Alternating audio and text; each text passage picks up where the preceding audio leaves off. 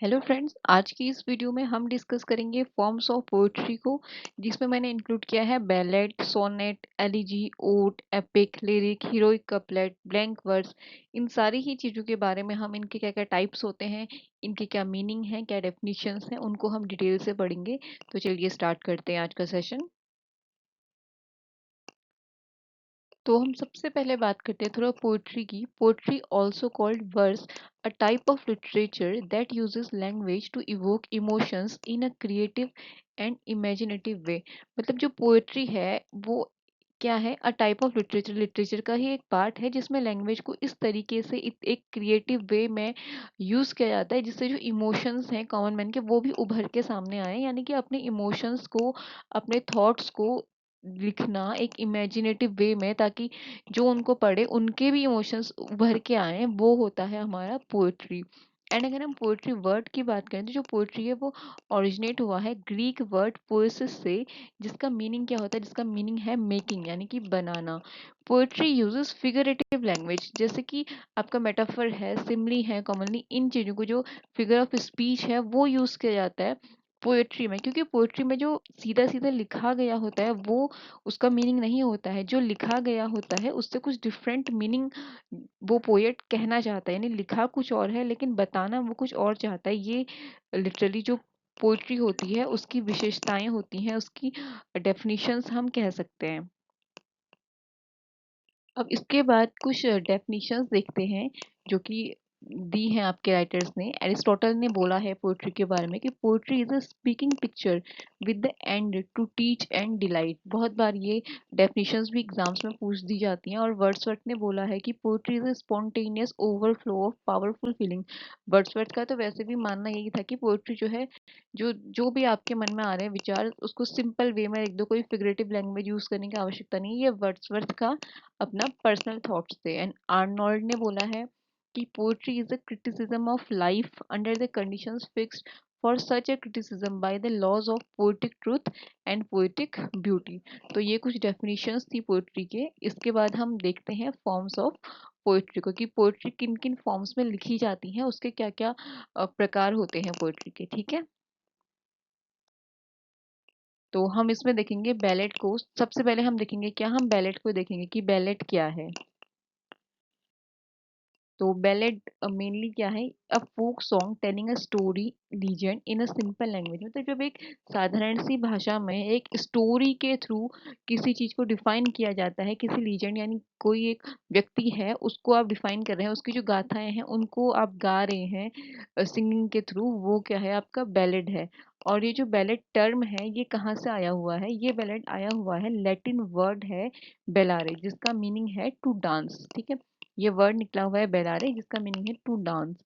ये नैरेटिव होता है, narrative composition in a arithmetic words, क्योंकि इसको गाया जाता है। और डांस, ये सारी चीजें जो है बैलेड में है। It is suitable for singing which tells a story of adventure, romance and hero. Ballad में आप किस कोई एडवेंचर की स्टोरी उसमें हो सकती है, रोमांस की हो सकती है, हीरो की स्टोरी हो सकती है। मेनली एक नैरेटिव है जो स्टोरी सुनाता है डांस के, डांस एंड सिंगिंग के थ्रू लोगों को। और बैलेट का जो स्टेंजा होता है, इसमें कितनी लाइंस होती है, इसमें टोटल 4 लाइंस होती हैं। Ballot stanza consist of total 4 line. ये क्वेश्चन भी पूछा जाता है मेनली बैलेट में कि बैलेट के स्टेंजा में कितनी लाइंस होती है। 4 लाइंस होती हैं। और 4 लाइन का स्टेंजा होता है मेनली, इसके कोई फिक्स लाइन नहीं होती, लेकिन जो स्टेंजा होता है वो 4 4 लाइंस का होता है। और जो स्टेंजा है उसकी जो राइमिंग स्कीम है होती है वो क्या है, A B B C B, ये इसकी राइमिंग स्कीम होती है। और ये रियल लाइफ इवेंट पे भी बेस्ड हो सकता है, इमेजिनेशन पे भी बेस्ड हो सकता है, किसी पे भी, कोई रियल लाइफ है उस पे भी बैलेट गाई जा सकती है। एंड जो इमेजिनेशन है उस पे भी बेस्ड हो सकता है। यहाँ पे लिखा हुआ भी है, it can be based on real life events, चाहे इमेजिनेशन है to tell the story of romance, mystery and magic. Story romance की भी हो सकती है, मिस्ट्री, मैजिक, लीजेंड, कुछ भी जो स्टोरी हैं वो इसके थ्रू बताई जा सकती है। ये मेनली पॉपुलर था ब्रिटेन और आयरलैंड में। इसके बाद हम टाइप्स ऑफ बैलेट की बात करें तो बैलेट एक टाइप है इसका, ट्रेडिशनल बैलेट, जिसको कि फोक बैलेट भी बोला जाता है। इसको क्या बोला जाता है, फोक बैलेट भी बोला जाता है। इसमें है नैरेटिव फोक सॉन्ग्स होते हैं जो कि स्टोरी सुनाते हैं, जो हिस्टोरिकल इवेंट्स हो चुके हैं और जो हमारे हिस्टोरिकल लीजेंड्स रह चुके हैं उनके बारे में जब कोई सॉन्ग सुना के उनकी स्टोरी को बताया जाता है तो उसको बोला जाता है क्या, ट्रेडिशनल बैलेड। देन उसके बाद है हमारे पास ब्रॉड साइड बैलेट। इसमें क्या होता है, जो करंट एक इवेंट हुआ है या फिर कोई पर्सनल इशू है उसको गाया जाता है ब्रॉड साइड बैलेट में। Deals with a current event और personal issue song to well known tune. Traditional ballad कोई हिस्ट्री है, लीजेंड है, कोई हिस्टोरिकल इवेंट है वो।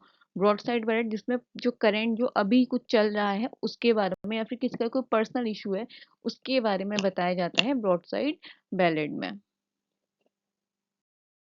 उसके बाद एक है हमारा लिरिकल बैलेड या लिटरेरी बैलेड जो कि सबको पता ही होगा। इसमें फेमस एग्जांपल हम वर्ड्सवर्थ का ले सकते हैं। विलियम वर्ड्सवर्थ और कॉलेज ने लिरिकल बैलेड जो था, ये क्या है, एक नैरेटिव पोएम है created by poet in in imitation of the old anonymous folk ballad.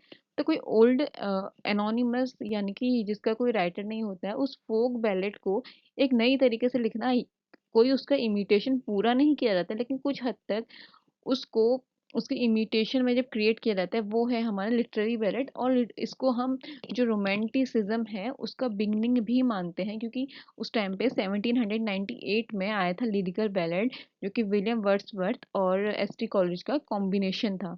अब इसके बाद हम कुछ एग्जांपल्स देख लेते हैं बैलेड के।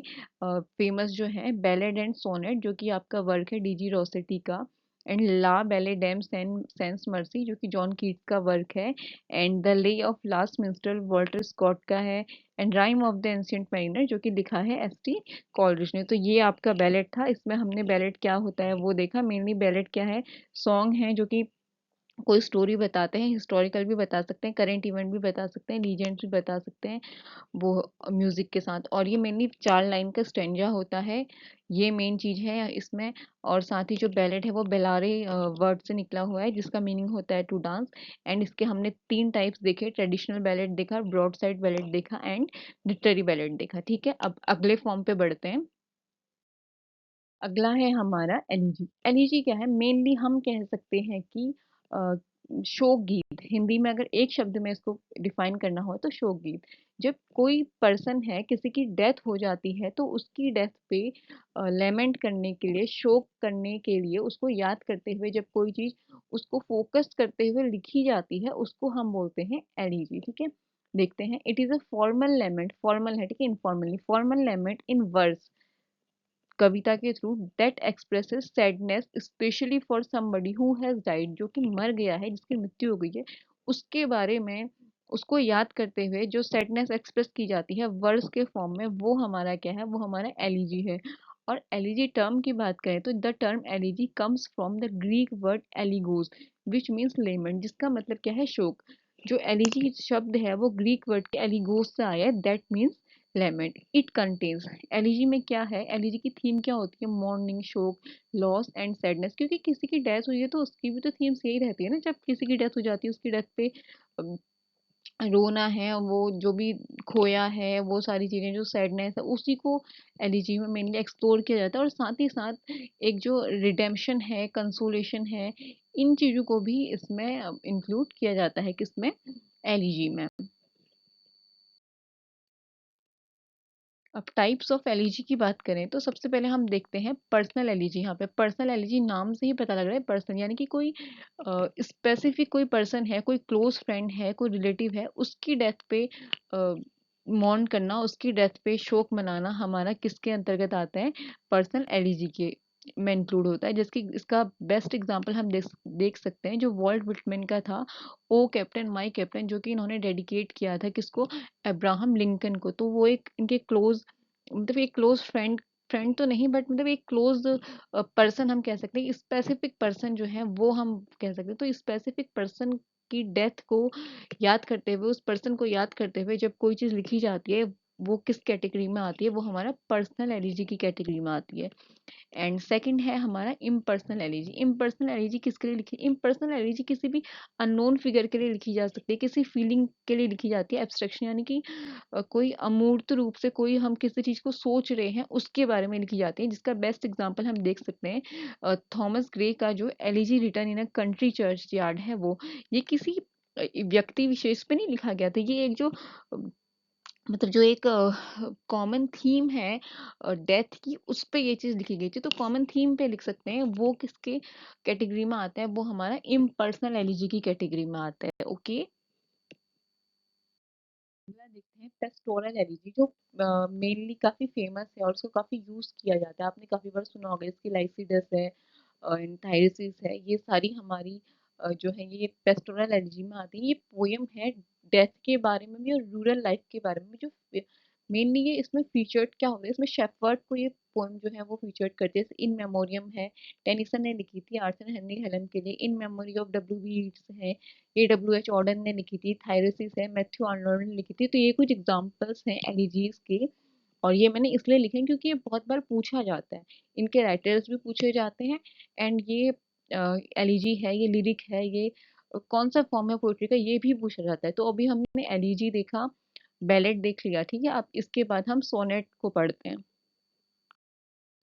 तो सोनेट, ठीक है, सोनेट इज अ सबसे जो कॉमन सवाल आजकल सब जगह मतलब हो गया कि सोनेट में कितनी लाइन होती है। तो 14 लाइन है, ठीक है, 14 लाइन पोएम, 14 लाइन की पोएम होती है। किसमें होती है, आयम्बिक पेंटामीटर है। अब आयम्बिक पेंटामीटर क्या, 10 सिलेबल्स होते हैं, जिसमें एक स्ट्रेस्ड होता है और एक अनस्ट्रेस्ड होता है। जैसे दा डम हम बोल रहे हैं ना, पहले वाले में आपको जोर नहीं लगाना पड़ा आपकी टंग को, लेकिन अब दूसरा दा डम, तो ये आपका आयम्बिक पेंटामीटर के अंतर्गत इंक्लूड होता है। तो एक 14 लाइन की पोएम क्या कहलाती है, सोनेट कहलाती है। 14 line poem is called sonnet. And ये जो सोनेट वर्ड है, ये कहाँ से ओरिजिनेट हुआ है, ये एक इटालियन वर्ड है सोनेटो, यहाँ से निकला हुआ है, जिसका मीनिंग क्या होता है, जिसका मीनिंग है सॉन्ग। और सोनेट ओरिजिनेट हुआ था आपका 13th सेंचुरी में। और इसमें थीम्स क्या क्या हो सकती हैं, लव है, ब्यूटी है, ग्रीफ है, वॉर है, ये सारी ही आपकी सोनेट की थीम होती है। और सोनेट का नाम सुनते ही आपके मन में जरूर विलियम शेक्सपियर आएंगे, क्योंकि उनकी सोनेट काफ़ी फेमस हैं। और उन्होंने कितनी सोनेट लिखी थी वो आप कमेंट्स में मुझे बताइएगा। और साथ ही साथ हाँ, एक चीज़ और कमेंट से याद आया, जिसने भी चैनल को सब्सक्राइब नहीं किया है, प्लीज़ आप चैनल को सब्सक्राइब कर लीजिए बिकॉज मेरे चैनल में 70% ऑडियंस ऐसी है जो डेली वीडियो देखती है, लेकिन उन्होंने चैनल को सब्सक्राइब नहीं किया हुआ है, ठीक है। तो चलिए फिर से रिदम में आते हैं। सोनेट की बात चल रही थी, 14 लाइन पोएम है, आयम्बिक पेंटामीटर में लिखी जाती है। एंड ये इटालियन वर्ड सोनेटो से निकला है सोनेट, जिसका मीनिंग है सॉन्ग। और 13th सेंचुरी में सोनेट जो है वो ओरिजिनेट हुआ था। और इसमें जो थीम्स होती हैं वो है लव है, ब्यूटी है, ग्रीफ है, वॉर है, ये मेनली सोनेट की थीम्स होती हैं। और विलियम शेक्सपियर ने मेनली इसको काफ़ी पॉपुलराइज किया था। टोटल 154 सोनेट उन्होंने लिखे थे एंड 1609 में उनके ये सोनेट जो है वो पब्लिश हुए थे।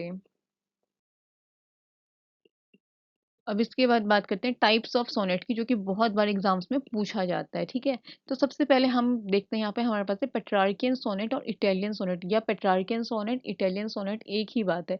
ये क्या है, 14 लाइन्स तो होती है, सारी सोनेट्स में आपका 14 लाइन्स ही होती है। कर्टल सोनेट कुछ हैं ऐसे जिनमें आप 10 लाइन्स या 10.5 लाइन्स हो रही है, उनकी बात बाद में करेंगे, लेकिन मेनली 14 लाइन्स ही होती है। तो 14 लाइंस डिवाइड होती हैं दो सेक्शन में, ठीक है। एक को हम बोलते हैं ऑक्टेव एंड दूसरे को बोलते हैं सेस्टेट। ऑक्टेव का मीनिंग ही होता है 8 लाइंस एंड सेस्टेट का मीनिंग होता है 6 लाइन, ठीक है। तो जो पेट्रार्कियन सोनेट है उसमें पहला पार्ट होता है 8 लाइंस का एंड दूसरा होता है 6 लाइन का। और इसमें होता क्या है, ये जो ऑक्टेव है ये इसमें मेनली एक प्रॉब्लम पे फोकस किया जाता है। एंड ये जो सेकंड पार्ट है इसका सेस्टेट, ये क्या देता है, ये इसका सॉल्यूशन देता है, इट गिव्स अ सॉल्यूशन। और इसकी राइमिंग स्कीम पूछी जाती है पेट्रार्कियन या फिर इटालियन सोनेट की, तो इसकी राइमिंग स्कीम है ए बी बी ए। ये है हमारा ऑक्टेव जो कि 8 लाइंस का है। एंड ये है हमारा सेस्टेट 6 लाइन का, सी डी ई या फिर A B B A C D C. आपको CDE वाला ही मेनली एग्जाम्स में मिलेगा, नहीं भी मिला तो ये मिल जाएगा।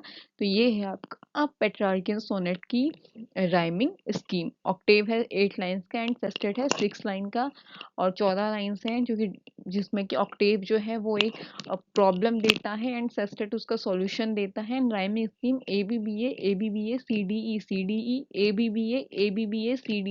D C. दो बार मैं इसलिए बोल रही हूँ क्योंकि यहीं कहीं ये आपको याद हो जाएगा। अगला हम जो हमारा सोनेट का टाइप है वो है स्पेंसेरियन सोनेट, जो कि डेवलप किया था एडमंड स्पेंसर ने, इसलिए इसको स्पेंसेरियन सोनेट बोला जाता है। ये मेनली एक कॉम्बिनेशन है किसका, इटालियन और इंग्लिश सोनेट। इंग्लिश सोनेट क्या, इंग्लिश सोनेट मतलब जो शेक्सपियरियन सोनेट भी जो जिसको बोला जाता है ना, वही हमारी इंग्लिश सोनेट है, और इटालियन सोनेट जो पेट्रार्कियन सोनेट है वही है।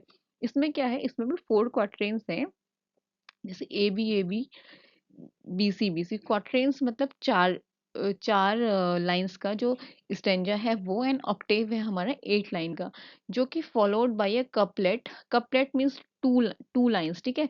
कपल, जैसे कपल बोलते हैं ना दो, तो वो है couplet. But also a rhyme scheme of Spenserian sonnet. इसमें स्पेंसेरियन सोनेट की ही तरह, जैसे उसमें ना ए बी, लेकिन इसमें क्या है, वो ए बी के बाद जो नेक्स्ट जो लाइन्स हैं, जो नेक्स्ट स्टेंजा है वो कपलेट से, यानी कि जो बी सी है ना, वहां पे उससे स्टार्ट हो जाएगा। जैसे कि ए बी अपने आप में ये क्या है, ये कपलेट है ए बी, लेकिन इन इसको जोड़ दिया, ये क्वार्टेन है। Then B C D and last में ई कपलेट। तो ये है आपका स्पेंसेरियन सोनेट। ये काफी कंफ्यूजिंग रहता है क्योंकि इसमें ऑप्शंस एक जैसे दिखते हैं। तो सीधी सी बात है, जहाँ पे ये बी सी यानी कपलेट के फॉर्म में है, वो हमारा है स्पेंसेरियन सोनेट। और ए बी जहाँ पे ऑक्टेव क्वाट्रेंस इस तरीके से हैं, वो है हमारा इटालियन सोनेट। अब इसके बाद हम देखते हैं शेक्सपियरियन सोनेट या फिर इंग्लिश सोनेट को। तो ये पॉपुलराइज किया था किसने, विलियम शेक्सपियर ने। इसमें क्या है, 3 स्टेंजा ऑफ 4 लाइन्स, तीन मतलब चार चार लाइन के 3 स्टेंजा हैं, जैसे क्वाट्रेंस बोला था चार, जिसको हम बोलते हैं। और कपलेट है तो 2 लाइन की, जी, जैसे कि सी डी ई एफ और जी डी। ये जी है आपका कपलेट, एंड ये है आपका 4 लाइन के स्टेंजा जिनको क्वाट्रेन बोला जाता है। तो ये है विलियम शेक्सपियर की राइमिंग स्कीम। तो इसमें राइमिंग स्कीम से ही क्वेश्चन आता है कि शेक्सपियर की राइमिंग स्कीम कौन सी है, आपको इसमें से क्वेश्चंस ऑप्शंस दे दिए जाएंगे, तो वही इसी से इसका क्वेश्चन आएगा, 100% यहीं से इसका क्वेश्चन बनेगा। तो ये है आपका सोनेट।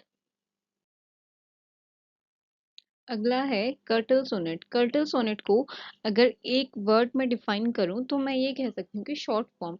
ये इन्वेंट किसने किया था, ये इन्वेंट किया था जीएम हॉपकिंस ने, और इन्होंने ही इसको स्टार्ट भी किया था।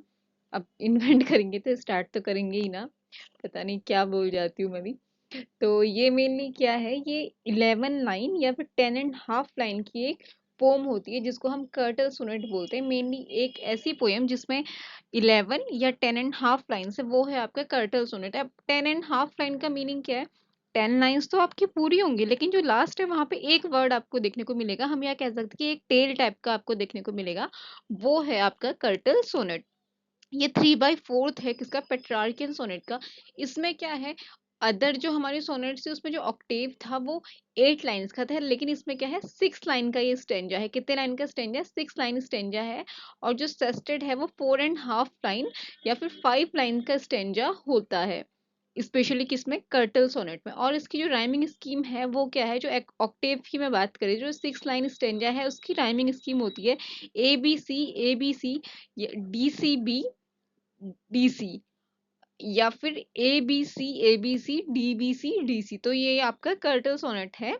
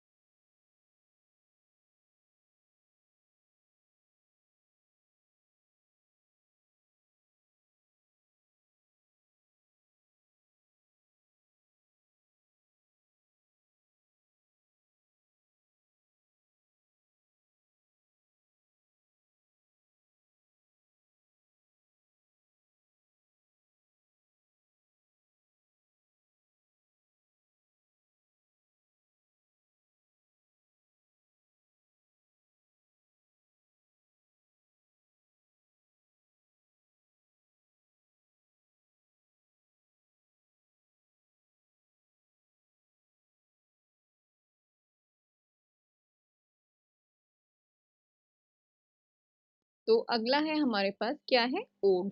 ठीक है, ओड। ओड क्या है, ओड एक लिरिक पोयम है जो किसी एक पर्सन को, प्लेस को, किसी एक चीज को, एक आइडिया को क्या करती है, ग्लोरीफाई करती है। ठीक है, तो किसी एक चीज को ही वो मेनली किसी को हम बोलते हैं ना कि ये उसको डेडिकेट किया है ना।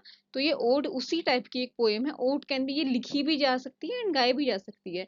और इसके ओरिजिनेशन की बात करें तो ये कहाँ, ये एंशियंट ग्रीस और रोम में ये इसका ओरिजिनेट हुआ था, यानी कि स्टार्ट हुआ था, जहाँ पे इसको परफॉर्म किया गया था, किसमें, म्यूजिकल इंस्ट्रूमेंट्स में इसको परफॉर्म किया गया था। तो ओड क्या है, ओड किसी भी एक व्यक्ति को, एक प्लेस को, थिंग और आइडिया को ग्लोरीफाई करता है, उसको डेडिकेट करके लिखा जाता है। इसको लिखा भी जा सकता है एंड ये गाई भी जाती है। और इसको एंशियंट ग्रीस और रोम में परफॉर्म किया था स्टार्टिंग में म्यूजिकल इंस्ट्रूमेंट्स के साथ।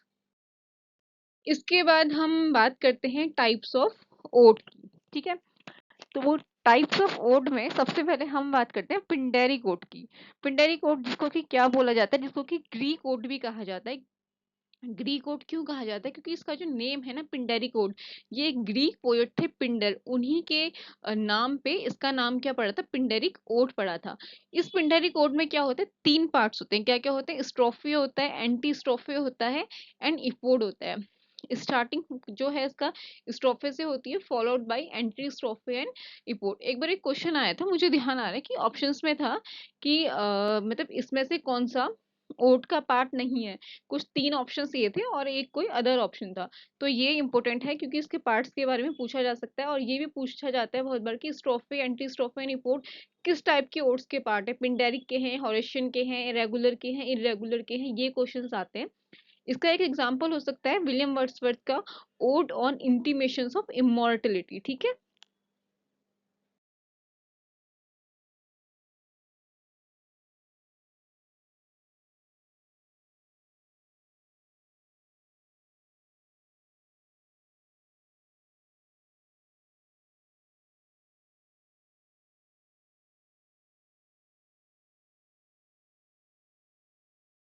अगला है हमारे पास इर्रेगुलर ओड, जिसको कि कावलियन ओड भी बोला जाता है, क्योंकि इंट्रोड्यूस किसने किया था, अब्राहम कावले जो हैं उन्होंने इसको इंट्रोड्यूस किया था। इसमें कोई फिक्स लाइन स्टेंजा ऐसा कुछ नहीं है, इसलिए भी इसको इर्रेगुलर ओड बोला जाता है।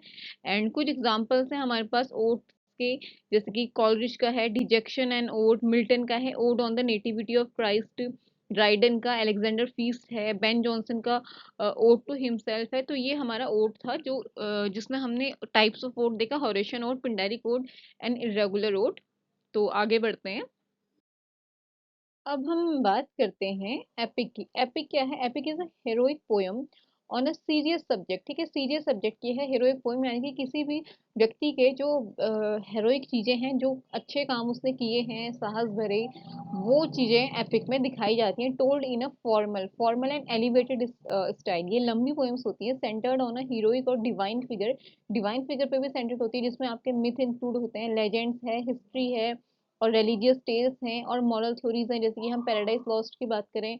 ये सारी चीजें आपके किस में आती हैं, ये सारी चीजें आपके एपिक के अंदर इंक्लूड होती हैं। और एपिक के टाइप्स की बात करें तो पहला है हमारा प्राइमरी और फोक एपिक। ये क्या है, ये कलेक्शन है जो भी फोक सॉन्ग्स हैं, लीजेंड्स हैं उनका।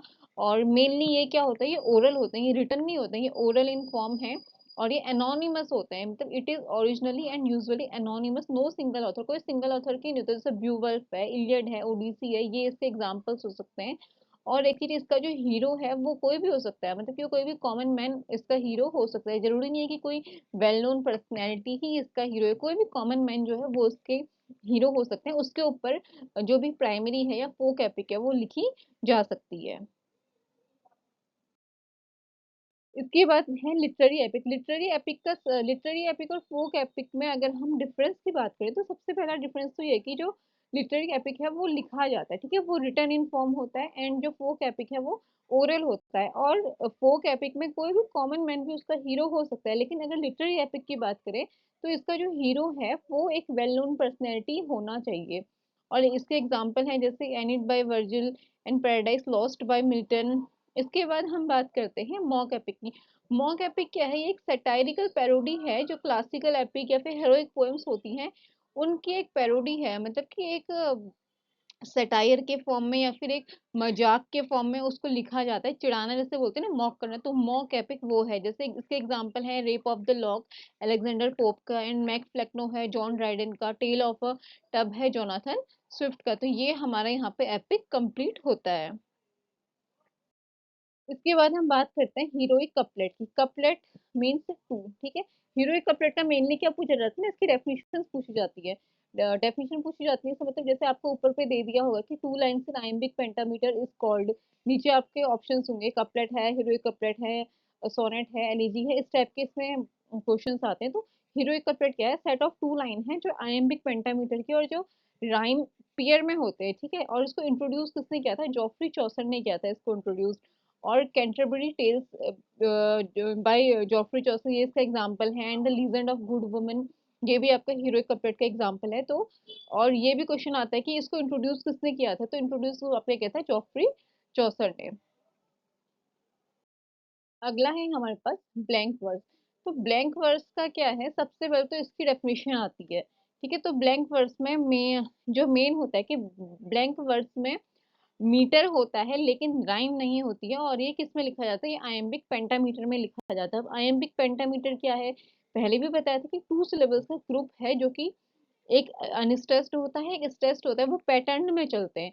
ये आपका क्या है, आयम्बिक पेंटामीटर है। और ब्लैंक वर्स में मीटर होता है लेकिन राइम नहीं होती है, तो it is a poetry written in unrhymed but metered lines in iambic pentameter. तो यही एक मेन डेफिनेशन है ब्लैंक वर्स की, यही आती है।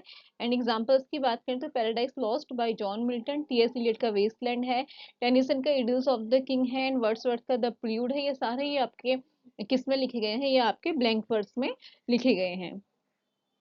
उसके बाद हम बात करते हैं लिरिक की।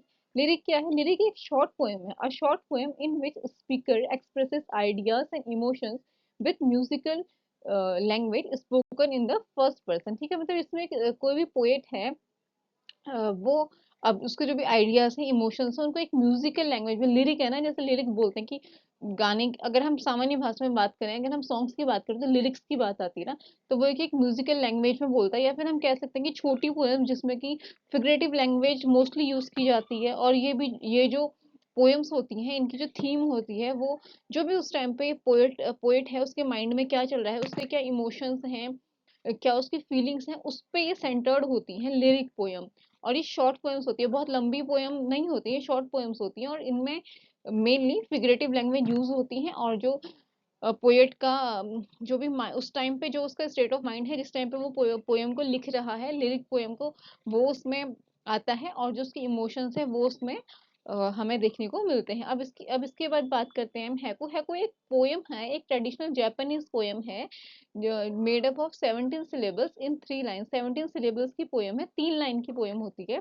क्या हैकू। तो ये आपके फॉर्म ऑफ पोएट्री थे जिसमें हमने जो भी मेन मेन चीजें आपके एग्जाम्स में पूछी जाती हैं वो हमने देखी। उसके अलावा जो अदर चीजें थी वो हमने देखी। और मुझे पूरी उम्मीद है कि ये वीडियो आपके लिए हेल्पफुल हुआ होगा। और अगर आपको ये वीडियो पसंद आया तो प्लीज वीडियो को लाइक करें, शेयर करें, सब्सक्राइब करें। तब तक के लिए थैंक यू फॉर वॉचिंग। मिलते हैं नेक्स्ट वीडियो में।